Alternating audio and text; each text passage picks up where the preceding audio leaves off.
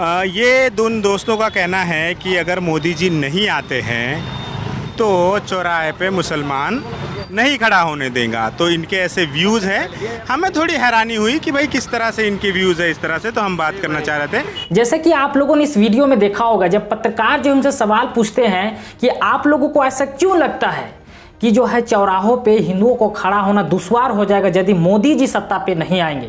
उन लोगों को ये लगता है कि अगर मोदी जी सत्ता पे नहीं रहेंगे तो हिंदू भाई जो है चौराहों पे खड़ा नहीं हो पाएंगे, इस तरीके के हालात बन जाएंगे। तो मैं उन लोगों को याद दिलाना चाहता हूँ 2014 से पहले यहाँ पे जो है मोदी जी की शासन नहीं थी, तब मोदी जी प्रधानमंत्री नहीं थे, तो क्या हालात कुछ ऐसा ही था? ऐसा बिल्कुल भी नहीं था। तो पहले आप सुने कि किस तरीके का जो है वाणी उस अनभक्त की तरफ से आता है। सर आपका क्या नाम है? सनी लोंडे। सनी लोंडे। हाँ। तो आपको क्यों लगता है कि ऐसे अगर मोदी जी नहीं आएंगे तो मुसलमानों का बहुत खतरनाक माहौल बन जाएगा? वो तो नहीं कह सकता, लेकिन मोदी देश के लिए अच्छा काम कर रहे हैं। अच्छा, तो इसमें आप जो है सनी लौंडे को सुने होंगे किस तरीके से बात कर रहा है। इसे पता ही नहीं इस तरीके के हालात है इन भक्तों का, यानी कि ये लोग कुछ भी बोल सकते हैं अनाप शनाप। चूंकि इस तरीके से अंधभक्ति में ये लोग लीन हैं, इन्हें पता ही नहीं होता है कि क्या बोलना चाहिए और क्या नहीं बोलना चाहिए। मोदी आएंगे तो देश में और अच्छी तकनीकी आ सकती है। अच्छा। मोदी देश का नहीं, देश का अच्छा काम वो तो है, नई नई तकनीकी ला रहा है। जैसे मेट्रो आई है। अच्छा, मेट्रो मोदी जी के आने के बाद आई है। हाँ, दिल्ली बस गोबर खा के इन लोगों के दिमाग में भूसा भर गया है, उसी भूसे का ये तासीर जो है लोगों को दिखाते हैं। दिल्ली में तो 15 साल चल रही बस। पुणे में तो आए हैं ना।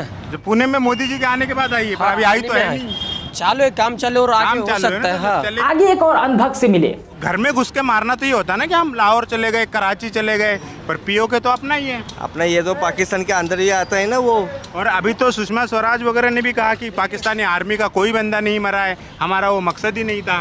वो तो सरकार भी कह रही है। फिर क्या रहा? हिंदी मला नाही येत, मराठी मध्ये बोल. मराठीत बोला, अपन मराठीत बोले, बोला अपन मराठीत बोला। नमस्कार। यहाँ पे अपनी सारी चीजें भूल जाती है अनभक्ति में लीन होने की वजह से, और मराठी में बोलने लगता है। मराठी में जब वो बोलना शुरू करता है तो यहाँ पे उसका पेच इसलिए भी फंस जाता है कि वो पत्रकार को मराठी भी आता था। जब वो मराठी में उसे बात करने लगता है तो उसकी जितने भी हेकड़ी थी वो बंद हो जाती है, चूंकि अनभक्ति में लीन होने की वजह से उसे कुछ पता ही नहीं होता है। हम सब ने जिम्मेदारी जी, तो आप क्या अपनी क्या जिम्मेदारी मानते हैं इसमें? आपका कहाँ फेलियर है? मेरा फेलियर में आपका क्या कहना है? आप बोल रहे हैं ना हम सबको जिम्मेदारी लेनी चाहिए, हम सब जिम्मेदारी लेते हैं। तो बताइए मेरी क्या जिम्मेदारी इसमें कि पुलवामा में अटैक हुआ है, या आपकी क्या जिम्मेदारी है कि पुलवामा में अटैक हो गया? उधर के जो नागरिक है ना, उनके जिम्मेदारी है कि अपने पास कौन आ रहा है, कौन जा रहा है।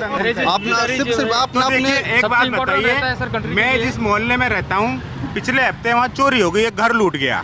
ठीक है, अब वहाँ घर चोरों ने आके चोरी कर ली। भाई मैं तो यूँ निश्चिंत हूँ ना कि इलाके में पुलिस है, चौक पे रहता है, एक वॉचमैन रहता है, रात भर डंडा फटकारता चलता है। तो ये सिस्टम है ना सर, जिसका काम जो है वही करेगा ना। तो अगर मेरी चोरी हो गई, पुलिस आके मेरे से कहे कि भैया तू क्यों नहीं देख रहा था, तो ये तो लॉजिक ही नहीं है। तो इस अनभक्त को आपने सुना होगा, ये कह रहा था कि भाई हम सबको इसकी जिम्मेदारी लेनी चाहिए। यानी कि पुलवामा में जो अटैक हुआ था और वहां पे 40 से ज्यादा जो हमारे अर्धसैनिक बल जो है शहीद हुए थे, उसका जिम्मेदारी देश के एक एक व्यक्ति को लेना चाहिए। इस तरीके के अनभक्ति में ये लोग कुछ भी कह जाते हैं, मतलब जो मुंह में आया, इन्हें कुछ पता ही नहीं होता है। मैं ये पूछना चाहता हूँ बस कि अगर एक चीज के लिए सरकार को हम श्रेय दे रहे हैं तो एक चीज के लिए हम उनको जिम्मेदार भी ठहराना चाहिए। देखिए लोकतंत्र कैसे चलता है, हम आम लोग हमें सरकारों से सवाल पूछते रहना चाहिए, ना कि सरकार और सवालों के बीच खड़ा होना चाहिए। सवाल नहीं है, वो बहुत बड़ी आदमी है, बिल्कुल बढ़िया आदमी मोदी जी 24 घंटे काम करते हैं, 5 घंटे सोते हैं, एक दिन की छुट्टी नहीं लेते, सब कबूल।